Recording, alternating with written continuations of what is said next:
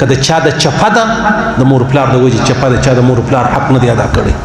چې رسته ده د مور پلار حق ادا کړی دی ډېر ځوانان هلته موږ وینو پلار به پس خند وایي ګپه به یې کوله په قول به نه کول نن داسې لیوني ګرځي چې پخوا په ښایسته موټر ګرځي سایکل قدرت هم الله نه دی ورکړی خلک یې ولاکه په مجلس کې کښېنوي دا چیشته ده د مور دعا ده د مور دعا په قدمو کې الله جنت یې دي نو دعا به څنګه نه قبلېږي بل خبره دا د عزیزانو چې یو کور لره ورغلم د هغو بچی چا پورته کړی بچی چا بیولی هغه دې سره ملاو شولم هغه اجانۍ سره ملاو شولم نو بیا فریاد و زاری وی خواستی وی نو بیا ما ته ولته دعا وی کوه داسې ما نه هر دعا به څنګه نه کو خو زه به یو تورې در وښیم په ګرد کائنات کې د مور دعا حق ده په ګرد کائنات کې که زوی مسلمان و ولی الله و مجاهد و غازی و شیخ القرآن و شیخ الحدیث و او ادی کافر و بیا هم د ادی کافر دعا د خپل بچی د پاره دا سونه ده سونه ما ورته ویلې چې د مور دعاګانې هم او بد دعاوې هم دا ډېر اثر لري دا تر غرو هم وځي تر غرو چونکې موږ ته درک نه معلومیږي چې ژوندی په قدر یې نه پوهېږو چې مړه سي بیا په قدر پوه سو بیا نو خبرې څه کوو بیا نو خلک وایي زما د مور قبر پخولی سم ډېر مې ارمان دی یا قبر نشي پخولی قبر نشي پخولی صحیح سو دعا یې دا د عزیزانو چې رومیانو تقي صاحب عثماني صاحب فرمایي لیکلی دي چې یو ځوان چې دی هغه عیسایانو پورته کوي چې پورته کوي دا ځوان وی وړي بیا دغه مور د دې ځوان راله یو بزرګ لره چې ته دعا ورته وکړه زما زوی داسې چا بیولی دی قید یې کوي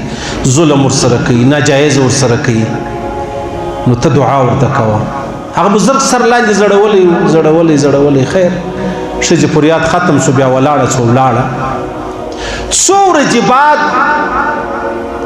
دا زنانه راله چې راله خپل ځوان زوی م ورسره و چې ورسره و بیا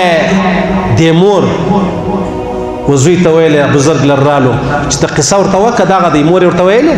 بزرګ ته ویل ستا دعا الله قبوله کړه زما زوی دا دی رالی زما له زویه ته پوښتنه وکړه چې څنګه کیسه وه زوی ورته ویلې داسې زه عیسایانو رومیانو ونیولمه بیا یې بند کړلم بیا یې ټول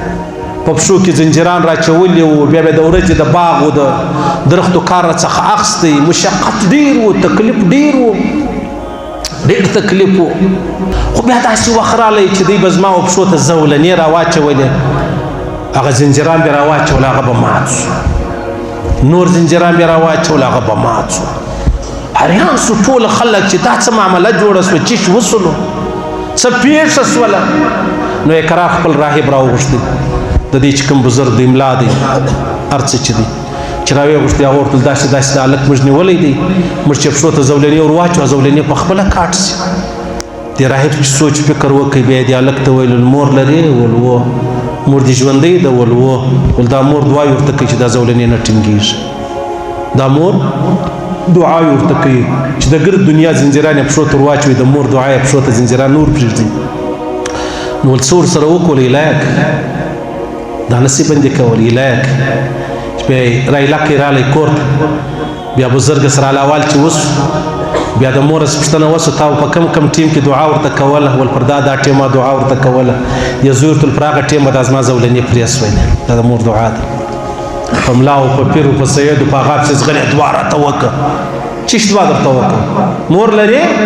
و مسلمانه ده که کافره ده یا مسلمانه ده ورسه ورته دعا راته وکړه مسلمانه ده که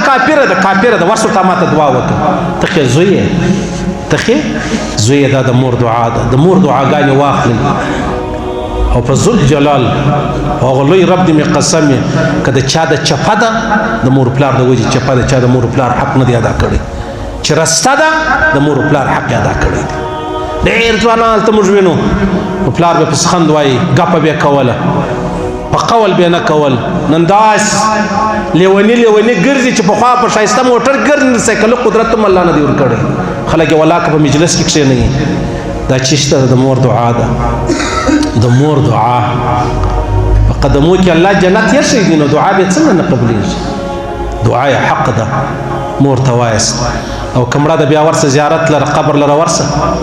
دا قبر ورته وژاړه چې یا الله د دې مور د حق مې خلاص کړه چې څه دعاګانې راته کړي دي هغه دعاګانې زما په حق کې قبول کړه دا یوه خبره شوه دویمه خبره دا ده امام بخاری صاحب رحمه الله د نوم محمد د بابا نوم اسماعیل د نیکه نوم ابراهیم تقریبا په 250 کې دی وفات شوی دی هغه 1200 کال کېږي د بابا چې دی هغه د امام مالک صاحب رحمه الله شاګرد خاص شاګرد دی نو امام بخاری صاحب په بخارا سمرقند کې خرتنګ یو ځای دی زور غلایم زیارت لور غلایم زیارت مې کړی دی